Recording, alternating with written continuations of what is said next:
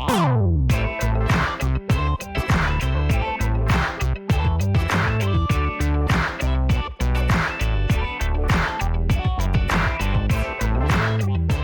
everybody, and welcome back to the last IT podcast in the world, where we talk about life in corporate IT, business, leadership, and anything else we want to banter about, which you'll find out in a minute. We love to banter here. If you want to email us and ask us about anything, give us a topic, give us feedback, it's podcast@alt-cio.com. We're sponsored by altcio.com. I'm David Wheat. He's Darrick Johnson. Hi, Darrick. Hey. Wearing your Washington/Walgreens hat again, I see. Yeah. Still working on the hat sponsorship for the co-host here.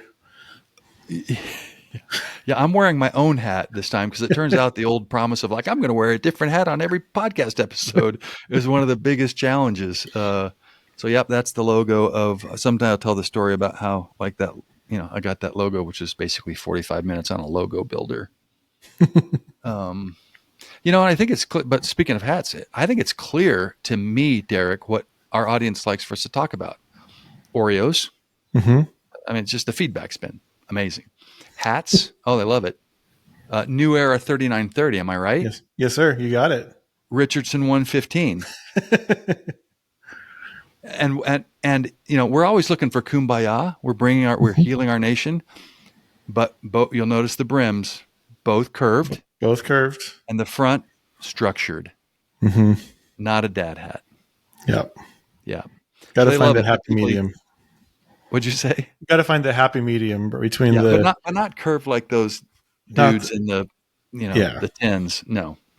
When we're talking about like podcasting inside, behind the curtain podcasting, they love that.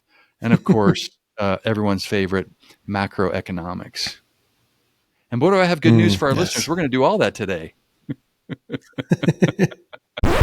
Hey, everybody. David jumping in here just to say that we're not going to do everything I just listed off that I said we're going to do, because this episode ran long.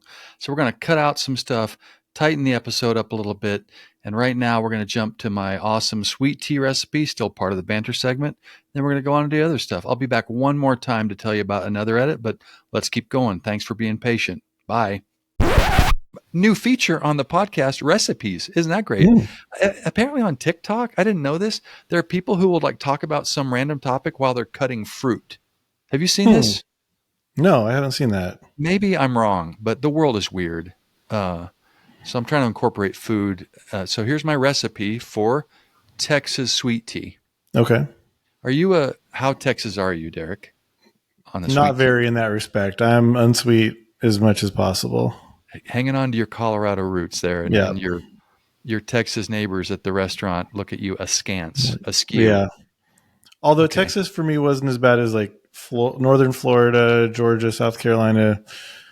You get kind of the pity, oh, bless your heart, when you don't. Yeah, you're so dumb. Yeah, we should riff on bless your heart. Bless your heart is not a nice thing most of the time. I've got Southern relatives, I know. Yeah. Got a coffee mug that says it too. I'll wear that sometime. Anyway, so here's my recipe for Texas sweet tea. For those of you who don't know, Texas sweet tea and all Southern sweet tea is really sweet. Okay, so real quickly, you brew your tea as you would normally. Then measure out in a separate bowl enough sugar to convert the tea that you've brewed into hard candy. Now, with a pair of tweezers, carefully remove 1 grain of sugar. Add sugar to tea. Texas sweet tea. Yep. It's not wrong.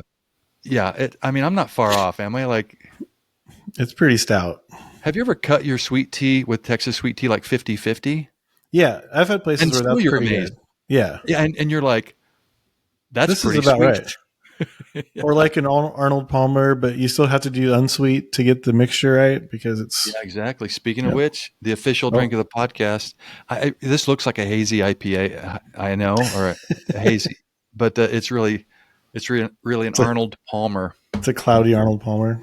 Yeah, hazy Arnold Palmer. Anyway, that's there you go, everyone. Hashtag Texas sweet tea recipe. Cut that out. Tell all your friends. Okay, good. All right, next topic on the banter. Also, people love it when I talk about my deep friendship, almost family ship with Ryan Reynolds, and you've been skeptical. And I don't want to go into it too much, but I think you might be right. Was there a falling out? 2 episodes ago, I added him on LinkedIn because he's got a LinkedIn profile. So I did at Ryan Reynolds, and it added him. Mm-hmm. And then last episode, I went to at Ryan Reynolds, and he's blocked his profile from me being able to, or from anyone being able to do that. So you've ruined it for everyone. No one can at Ryan Reynolds now, probably because of you. Oh, I never. Yeah, sorry everybody. If you were gonna at Ryan Reynolds, it's my fault. Sorry everyone. So I think I did get his attention, but in that negative way. Not in the way that you like. Anyway, so now that we're not friends, I can just tell you that at Mint Mobile on my trip kind of sucked. I had pretty bad coverage most of the time. So, all right. Okay. Hey, we'll take a brief break and come back with a little bit of a follow-up from last episode. Hey, everybody, it's me again with another jump cut to say we're not going to do what I just said we're going to do. We're not going to do a follow-up from last episode. Instead, to save time, we're just going to jump right into the badIT segment. Right after that's the big idea. They're both really good, so stick around. Thanks. It's here. It's there. It's really everywhere. badIT. badIT. It's here. It's there. It's really everywhere. badIT. badIT. All right, everybody. Hey, welcome back to the podcast and the hashtag badIT segment introduced by that and cool bumper segment music from my son Daniel Wheat. You can catch him on at Daniel Wheat Music on Instagram. You know, we've got the eyes peeled for badIT, Darrick, whether we like it. It's a curse, I say. Mm-hmm. We're not. It just comes in our vision. We don't. It's a burden, man. It is a burden. Yeah.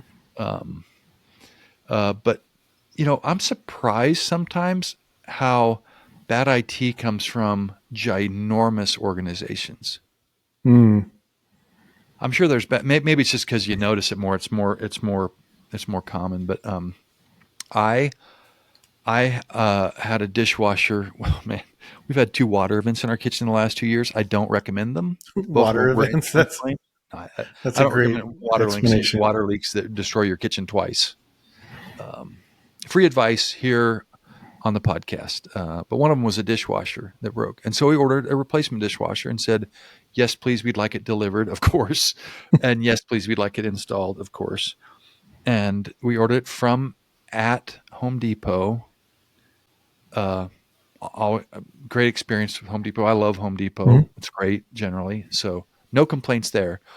But they let you know when your delivery's on its way or going to be, and they send you a voicemail to your phone number. And I'm going to play for you most of this message I got on my.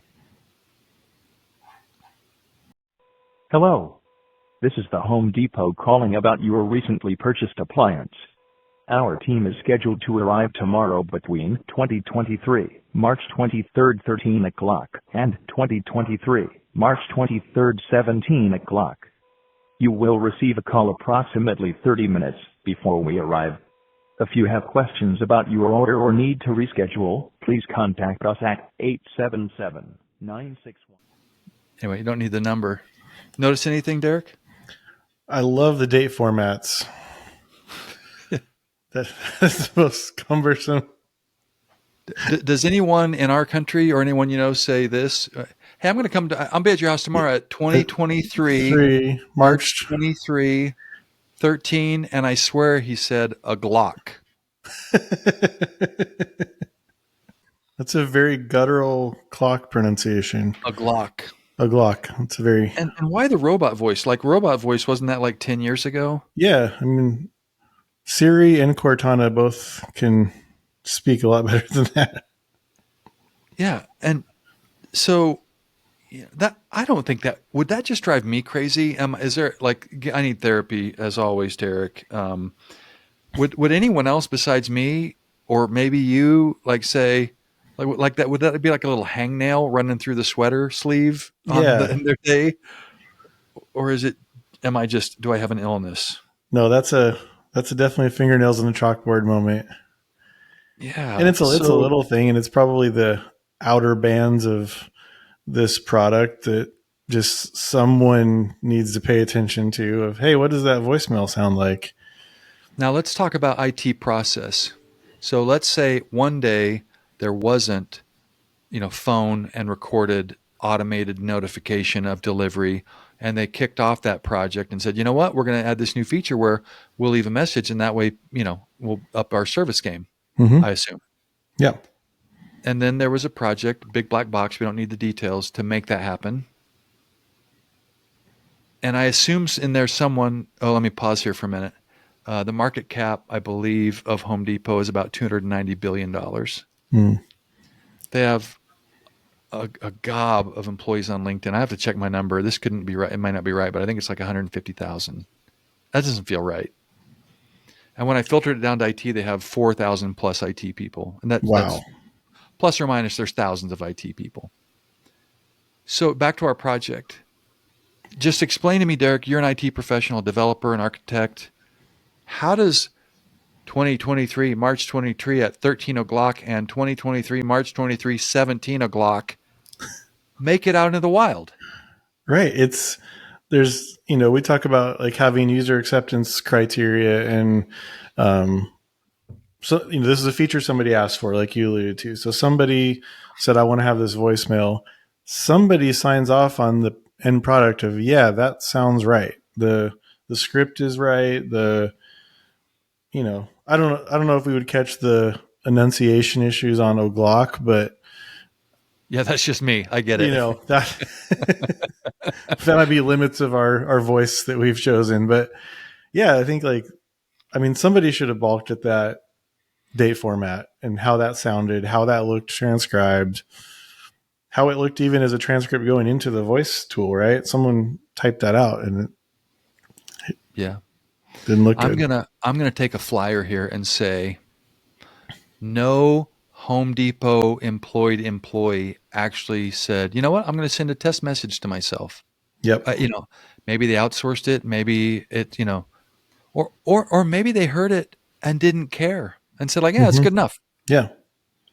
And I got my appliance when I wanted it. I knew roughly when it was coming after doing a little bit of, math gymnastics on the date format. So yeah.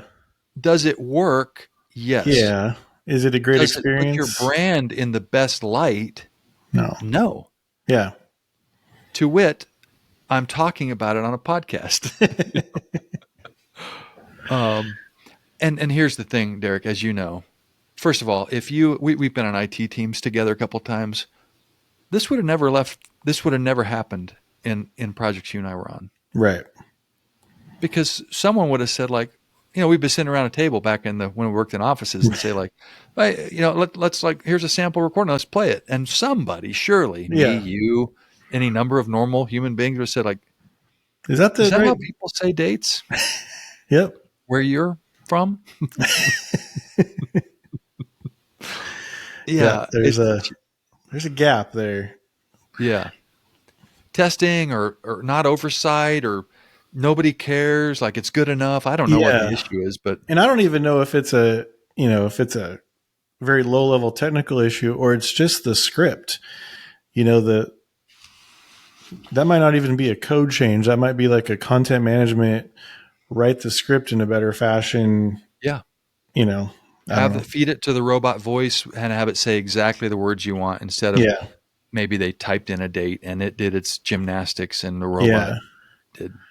It's weird to me too that it's not an edge case date. It's not it doesn't handle, leap years well, or right. It's the March 23rd. And then, by the way, notice also the time 13 and 17. Mm-hmm. If you're delivering to a military base, perfect. Yep. But you don't except say for the O'Glock. You don't say 13 o'clock ever or 17 o'clock. 1300. You say 1300 or 1700. So it's just all wrong. And to your point, I was going to make this. Here's why I don't feel bad about picking on this. So easy to fix. Right. So easy to get right. Mm-hmm. So easy to test and catch. So easy to rewrite your script. So easy to get right. I'm not picking on things that are like, why aren't flying cars here yet? Right. So anyway, all right. That's anything more to add to our. No, that's good. And hey, at Home Depot, if you're the mobile app delivery audio director, I assume that's a director position. Probably. In an organization that big. happy to have you on the show. Maybe there's things we don't know about the challenges of Yeah. getting audio recordings right. Happy to learn more. Write us at podcast@alt-cio.com. Connect with me on LinkedIn. Love to have you on the show and hear more about at Home Depot and how these things work, or design it for you for a small fee. All right. We'll be back with the big idea segment right after this short break and the bumper music, the actual awesome bumper music for the big idea segment. Right back. Time for the segment called The Big Idea. The Big Idea. The Big Idea. Serious topic, but we'll still have fun. We'll still have fun with the big idea. Better IT, hands in the air cause we like IT, that's great. I'm not a famous rapper, but I can help you with technology. I can show you how to pick software, I can show you how to be secure. I can take apart your broken stuff and then put it back together much better. Alt-CIO makes your IT rock. Your IT rock. Your IT rock. Time for the segment called The Big Idea. The Big Idea.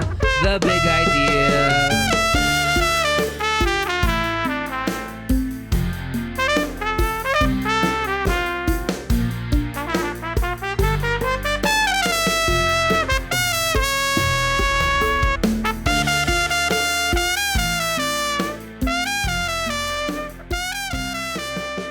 Okay, hey, we're back, everybody. Welcome back to the Big Idea segment on the last IT podcast in the world, where we're going to talk about everyone's favorite topic, macroeconomics. Did you study economics in college? I did. Yeah, I did microeconomics. I had a really fun professor, and my college had a very widely known to be very boring professor for macroeconomics. So I was happy with my choice. Yeah, I was a business major. I studied, I think, both. It's been a long time. But don't worry, everybody. This has got a technology angle, but it's also about an existential threat to your business. So just like a fireside chat, maybe call your C-level people around the old radio while you're listening to the podcast, because I think this is strategic and they're going to want to hear this. So we'll just count to, give you guys a few seconds to get them huddled around. But we're going to riff on this article that's talking about a serious threat to everyone's business that's listening to this podcast, whatever it is, except mine. Because I know what my staffing level will be 5 years from now. It'll be one, it'll be me. But so there's a Wall Street Journal article that came out on September 25th. And the headline is Why America Has a Long-Term Labor Crisis in 6 Charts. And clearly on a podcast, we can't show you the charts and things. So we're going to kind of hit the treats. They're very simple concepts of what's going on in the labor supply market side of things that people will get instantly. So we're not going to spend too much time on it. We're not going to try to convince you it's real. We're going to just talk about, like, what does that mean for your business going forward, especially around concepts like remote work and hybrid work. It's directly connected to those things, which is got technology components in addition to other components all over it. So, Darrick, I'll hit a couple keynotes. We'll talk about the main things going on in the labor supply. But again, Wall Street Journal, if you've got a subscription, check it out. Why America Has a Long-Term Labor Crisis in 6 Charts. Just some quick bullets from it. It's a storm that's been brewing for decades. This isn't new. In other words, labor shortages are turning into a long-term labor crisis. I'm going to, Darrick, correct me. That didn't say problem. It said crisis. Crisis. That could push wages and turnover higher and other things. They're minimizing it there. It could be much more than that. Work experts have warned for years that the combination of, and here are the factors, baby boomer retirements, low birth rates, shifting immigration policies, and changing worker preferences is leaving U.S. employees with too few workers to fill job openings. While the labor market is softening, none of these factors are expected to change dramatically in the coming years. And by in the coming years, they mean 10 to 20. So first of all, first takeaway is we are not talking about something that's new. We're not talking something about micro. We're not talking about something that's happening. We're not talking about COVID anymore, everyone. On this topic, forget COVID instantly. It's generational, right? Yeah, and that's one of the problems is a lot of leaders are kind of like, that was COVID. Like, we had to do that for COVID, but now COVID's over. Like this article, listen to the article. This is not me. This is the Wall Street Journal and lots of data and trends that aren't going to change. So the first chart that I'll just describe briefly shows labor force participation rate for basically boomers. And it's got a graph by years going back to 2009 to 20. And basically in 2020, the labor force participation of roughly boomers, 65 plus, it's not quite all boomers, dropped precipitously and has not recovered. A lot of people said of the older, it's like, you know what, now's the time. I'm out of the market. Yep. Good enough. And it doesn't recover because of this next statement I'll read. Well, I'll get to that in a minute. It goes on to say, it is a talent supply chain. Remember all the supply chain stuff we've talked about in the last 3 or 4 years? Mm-hmm. How we all learned about supply chains. Yeah. Real And fast. how fragile they are, and how when they go wonky or don't work perfectly, businesses almost can't function. Mm-hmm. Yep. This one is pointing out a very important that talent, people, HR, headcount, brains are also a supply chain. And you have to think about it that way, except in this case, talent has a choice. Yeah. If the only takeaway business leaders get from this article is that talent has a choice and you didn't know that before, you're welcome.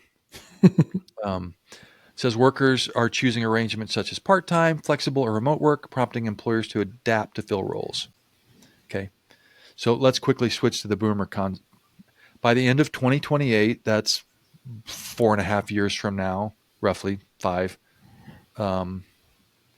Even the youngest living baby boomers will have reached the average retirement age of approximately 64. So in the next 4 to 5 years, this cliff of workers who are available to do work for your company, even though they're on the older side, which shouldn't matter. In fact, it should be a plus in most cases. It's gonna drop even more from a cliff than it has. Yep. And by the way, as a boomer, I can tell you that's absolutely true. I won't be working by 2032. I'm going strong now. I'm not retired, but yeah, I can see it. The second one is birth rate. Have you paid attention to birth rate data? Is that a normal part of your news feed world, Darrick? It's not my passion, but I see a lot of stuff about it. Yeah, it's okay. So you're aware. Yeah, and probably less of a problem here than it is in. I think Japan has some catastrophically low birth rates, and Eastern Europe. Even states, even in the U.S., there's different state levels. But overall, in the U.S., the birth rate since 1960 has been dropping consistently and sometimes moderately dramatically, so that we are having fewer young people coming into the workforce to replace a very large population. That's why they're called baby boomers that are leaving the market. So these two things are exacerbating each other, if you will. They're making it worse. In fact, there's another article I won't bother. Well, if you go Google this, the peak high school graduation volume in America is going to peak in 2025. That's just a year and a half from now. Wow. It's connected to this birth rate, which means that, hey, look, I got a text. It's connected to this because that's an anecdote of what this graph means. Right. So imagine in 2025, we hit our peak high school graduation, which means there's fewer people entering college from then on. It's just going to get worse. And so together, there's a thing called workforce participation rate or labor participation rate that reached a peak in 2000. It's been going down ever since. So the pool of people you'll be able to hire from is just getting less and less. Getting squeezed on every end. More people exiting, fewer people entering. Of those entering, fewer people wanting to participate or needing to or opting to. And I'll keep going a little bit, but I want to insert this here. If you think you're having trouble finding qualified talent and getting them to work for your company, say yes to you now, just the beginning. We're on the tip. We're on the very beginning of it not getting better. It wasn't COVID. We're in a macro trend that COVID accelerated by having some people leave or change what they expect from the workforce dramatically. I want to talk about this really briefly, though. A carpenter now, so this guy complains that that, they're having to pay people more because labor is hard to find, that's true. That's how economics works, supply and demand. This guy kind of gripes. A carpenter is now making 20 to 25% more than they did 4 months ago, and that's not sustainable.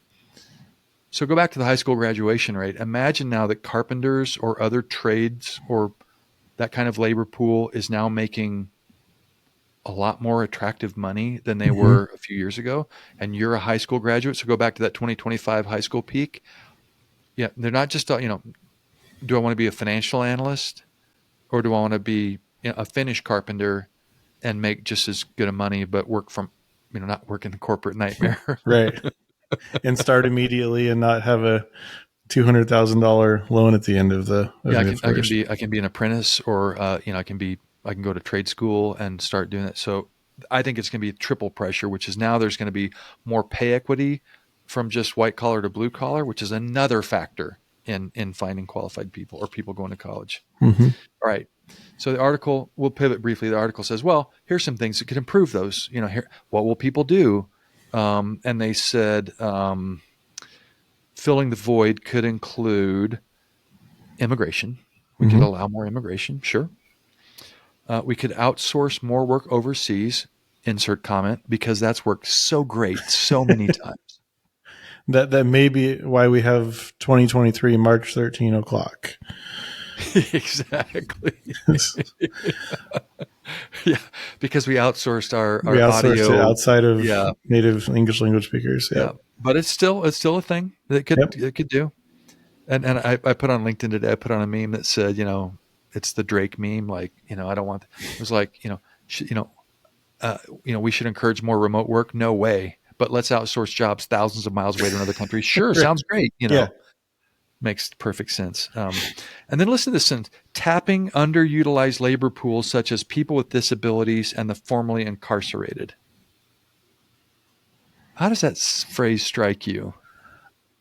It's interesting because I think there's got to be. I'm not intrinsically against that, right? I'm all for getting second chances. I'm all for helping out. But I would think that there's a lot of jobs where there's very specific reasons that those people aren't able to do them. Yeah, see, it's interesting. You focused on incarcerated. Mm-hmm. I focused on people with disabilities, and I thought they must feel great about this sentence. Right. You know what? Right. Maybe we're going to have to start thinking about, I don't know, I guess hiring people with disabilities. Do you think, this is the leadership. Coming soon to a lawsuit near you of, hey, we read this article and now we're going to hire you. Great. And I've got a friend or two that have disabilities, and so my heart really goes out to people that have a disability, and they're when they go to try to get hired, there's probably people that are reluctant to do that. So I just thought it was odd that they lumped people with disabilities and former convicts as people that you might have to consider hiring. Like, that's a great point. Why is that a thing? And I guess I'm probably overreading into it, but I thought that was kind of callous. But creative with labor pools and improving productivity through automation, training, and refining business and production process. And we're going to drill into that here in a minute with our recommendations. So just to read that again, automate, improve. You can get more out of what your current staff and get, not have to hire more with productivity through automation, training. I'm going to talk about that in a minute, and refining business and production processes. And then it says, final sentence, companies and countries have three options when it comes to managing a shortfall of workers. They can plan for it, they can do nothing, or they can have hope. And to me, hope is not a strategy. Neither is, I think AI will solve this, a strategy. Right. Yeah. So anyway, pretty big macro trend. Things are going to get worse before they get better. And I'm maybe about to overreact to this article a little bit. But I believe it. I believe all the data. I don't have any question of the data. I think in the next few years, there will be companies facing an existential crisis because of staffing. Mm-hmm. Big word there. Do you want to explain existential crisis to our listeners, Darrick, with an explainer? As you will no longer exist. Yeah. Or have the potential. Yeah. Or exist in a much different form. Mm-hmm. Let's talk briefly about that. We talked about this in podcast prep, but let's talk about how that can impact a business. You can't find enough staff. It's 4 or 5 years from now. You haven't prepared for it. You haven't automated. You haven't done the things we're going to talk about here in a minute. More like I was thinking about you're a regional you're a regional bank, Mm-hmm. and you've got funding and ambition to expand into other regions, maybe or maybe not.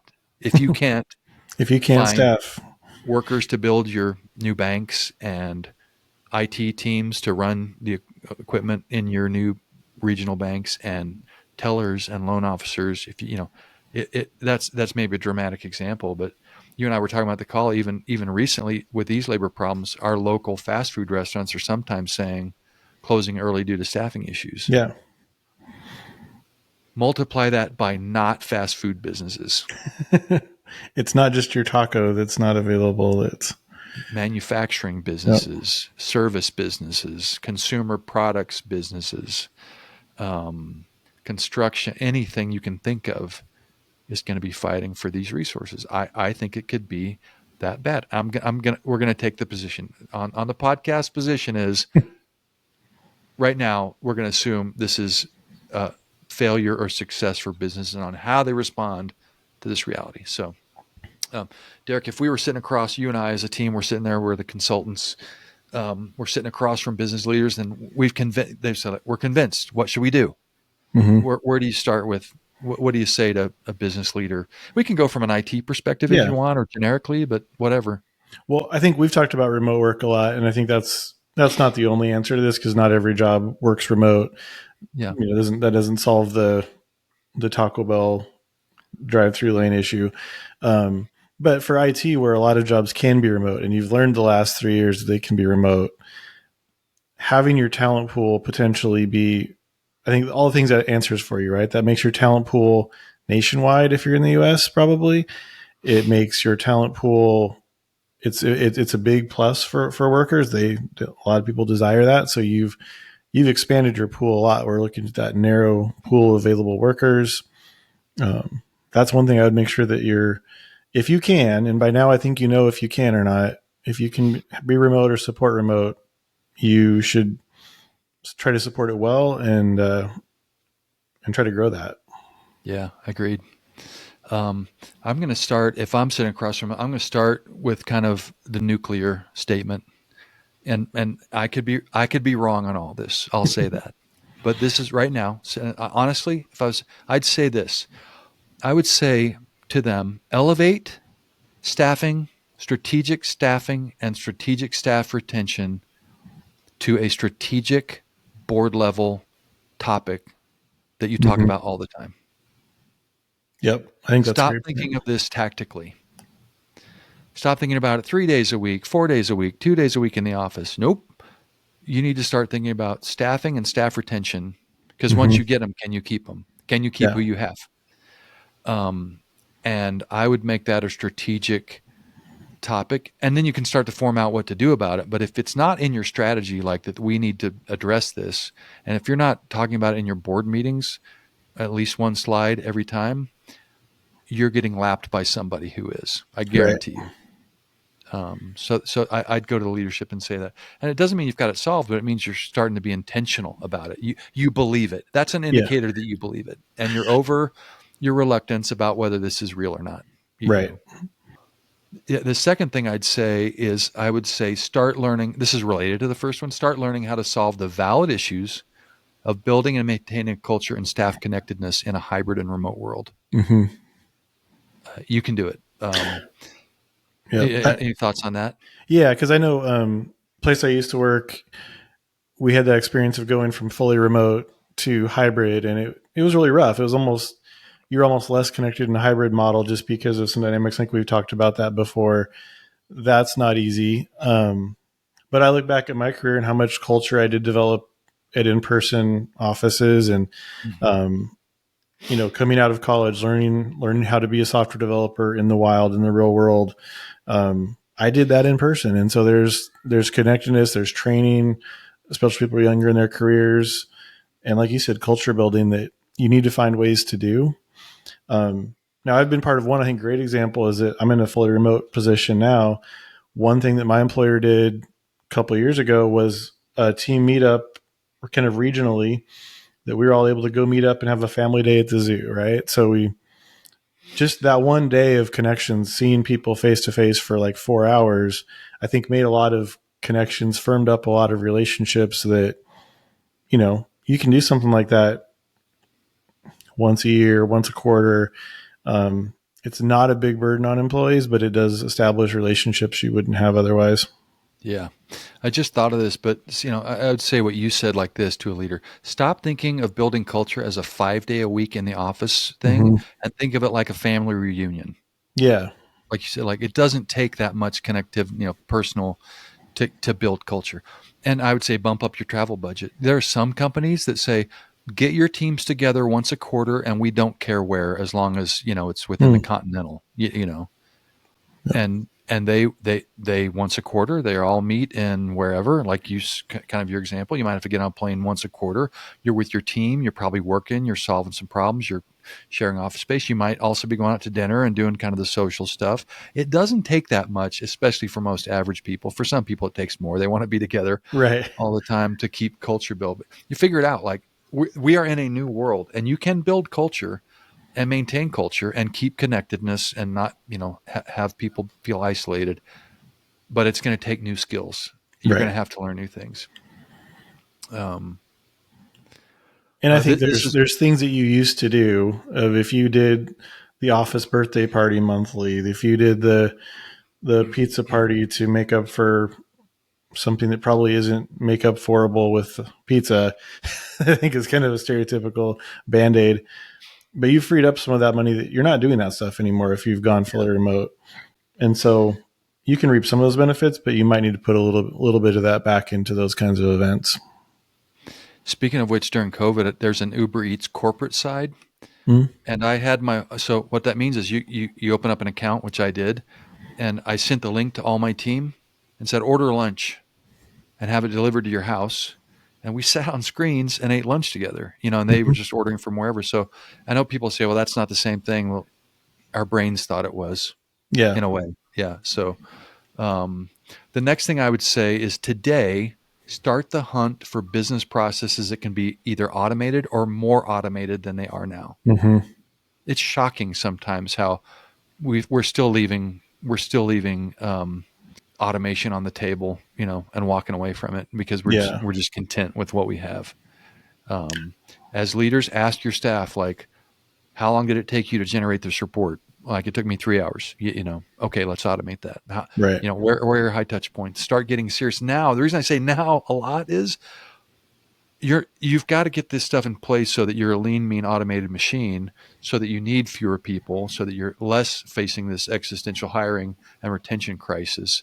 And there's a ton at every company. There's, engage your IT teams and talk to your staff and like figure out how many things can be fewer touch, or use fewer people, or use workflows, or less paper, or whatever the magic is. But there are processes you can add or increase the level of automation to, so that it takes less of people time, so that you're doing more, which is great now. That's a benefit now and a benefit later for the continuing staffing crisis. It's funny because we talked about AI and the AI alarmism, and some of that was AI is going to make it so there's no jobs available. And the reality is we're in the opposite situation, is that we need automation to fill this gap. It's not, there's just less people available. There's less hours they're willing to work. So we had the problem backwards, right? Yeah. And to add to that, like when I say automation, take some old school automation, like we're going to make these systems talk to each other instead of having people type in stuff manually, and be open to new school automation, which is, keeping talking with your technology providers about what can AI do and what can it solve. It's going to get better faster, like you said. Be open to both. This one's an easy one, super easy. Expand the use of your existing collaboration tools that you're currently underutilizing. If you own O365, we'll talk about this in another podcast. We don't have time today. We're probably way over time, but you've got so many tools that you can use to help do asynchronous work, and to do, better collaboration and things like that. We'll move on past that. But you own tools right now. I'm convinced that most of our collaboration tools are not being fully or even close to fully utilized, and you're going to need them all in a remote and hybrid work environment. We'll move on from that unless you want to add anything. Agree with that. So I'm going to riff on this one a little bit because I really believe in invest on building your management and leadership staff's ability and effectiveness for managing a hybrid team. Mm-hmm. I'm going to go extra cynical here for a minute. I don't think most companies invest in managers and how to manage and lead hardly at all. I would challenge anyone who's listening to this, who's a manager, leader, supervisor, if your company said, hey, great, now we're going to give you some training or mentorship in formal training, and we're going to stay with you for the next 4 or 5 years and keep sure that you're sharpening your skills. We just say, hey, you're good at this job. You want to tell other people how to do it? Yep, exactly. And the remote/hybrid world, that won't work anymore. Management and leadership is something you need to be intentional about for this coming wave of staffing issues that you're going to have. Start investing there as well. Figure out how to equip your managers to be better at, because your retention is going to go up if you have good managers who are connected with their staff and are in tune with their work and following up, and you're going to get more productivity. So, yep. Final thought before we go to the what I learned today segment is give your IT leader a seat at the table on this. There's a lot of automation that they can do. They can help you with collaboration tools. They should be able to talk strategy and staffing as a C-level leader, whether or not it's about technology or not, but bring them into conversation. Awesome. Hashtag macroeconomics. That's a hashtagger, I guess. We're not adding. Yeah, unless there is a entity known as macroeconomics that we want to pay attention. Mr. Economics, Mr. Macroeconomics. Yeah. Hashtag macroeconomics and the connection with IT and the connection with technology. And your friends here on the podcast want to make sure that you do not have an existential crisis that ruins your business in a year or 2 or 3 or ever. So the end. All right. Time for the wrap up. Darrick, we like to learn on the pod. What did you learn today? Well, I learned that Mint Mobile may not be my next choice for a cell phone provider. Yeah. So I feel like maybe I'm wrong. I feel like if I'm driving on an interstate highway, it's got an eye on it. Yeah, you should have coverage. Never lose cell phone signal. Maybe that's wrong. I don't know. If the lanes are divided, you should have. I learned that we both may be like canaries in the mine. We both may be canaries. Okay. Yeah. And that we sort of, these things seem obvious to us, like these problems and why remote work is not just a tactical thing, but a strategic thing. And is there something I always are we broken? Is it me? Am I wrong? Or is it the children? Out of touch. What's that from? Is that from something I should know? The Simpsons, Principal Skinner. Is it me? No, it's the children who are out of touch. Yeah. I think that's, I sometimes am I being alarmist? And I don't think we are, Darrick. I think we see remote work. We've experienced it. We know that it's one component of this thing, and it's not going to get better. It's going to get worse. And also, I learned that even though you're in Texas, you're still not a sweet tea drinker, and that's probably causing you a little bit of social awkwardness from time to time. There's always a look when you say unsweet. But you say, but I do love this brisket, and then that changes the subject. This brisket is great. How about them Cowboys? So, all right, good job. Okay, hey, anything else to add? No, I think that's good. I think it's good topic. And on the labor crisis, I don't think it's going to be a crisis. It's going to sort out. You just want to be on the good side of it, right? That's fair. Employees are going to go somewhere. You just want to be the place that they want to be. Yeah, let me say it. Excellent point. I'll say it a slightly different way. It doesn't have to be a crisis for you. Right. There's probably going to be a labor crisis, but it doesn't have to be a labor crisis for you. It might be an opportunity for you. It's going to be some serious intentionality to avoid it and let someone else experience the crisis, though. Yep. Excellent point. All right, we'll end on that. Signing out. Thanks, everybody. We'll see you next time on the Last IT podcast in the world.